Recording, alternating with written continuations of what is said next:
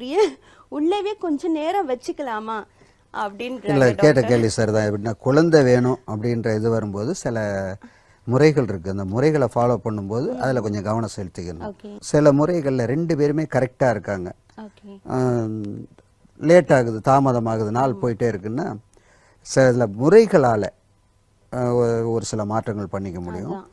அந்த உடலுறவுக்கு முன்னாடி அவங்க சீட்டுக்கு கீழே ம் ஒரு மடித்த பெட்டு மாதிரி இல்லை ஒரு தலைகண்டி ஏதாவது ஒன்று வச்சுட்டு உடலுறவு செய்யணும். ஓகே உடலுறவு செஞ்சு முடிஞ்ச உடனே இவங்க எழுந்திரிச்சிடக்கூடாது.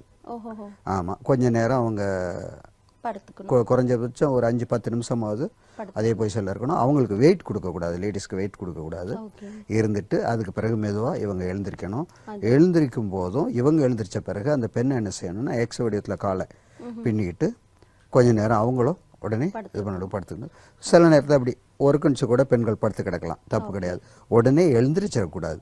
அந்த நேரத்தில் அது ரவுண்ட் அடி இந்த இதில் மீன் தொட்டியில் ரவுண்ட் அடிச்சுக்கிட்டு இருக்கும் பாருங்கள், மீன் எப்படி அந்த இறையை போட்டால் பிடிக்கிறதுக்கு இதுமா அதே மாதிரி அது சுற்றிக்கிட்டே இருக்கும். கேட்ச் ஆகிடுதுன்னா அது குழந்தை. ஓகே ஆமாம், அதனால் இது முழுக்க முழுக்க ரெண்டு பேரும் முதல்ல ஒரு மருத்துவர் அன்றைக்கி செக்அப் பண்ணிக்கணும், கரெக்டாக இருக்கமா, தகுதி இருக்கான்ட்டு. அதுக்கு மேலே இதை ஃபாலோ பண்ணும்போது நிச்சயமாக குழந்தை பாக்கியம் டெஃபினட்டாக கிடைக்கும். ஓகே.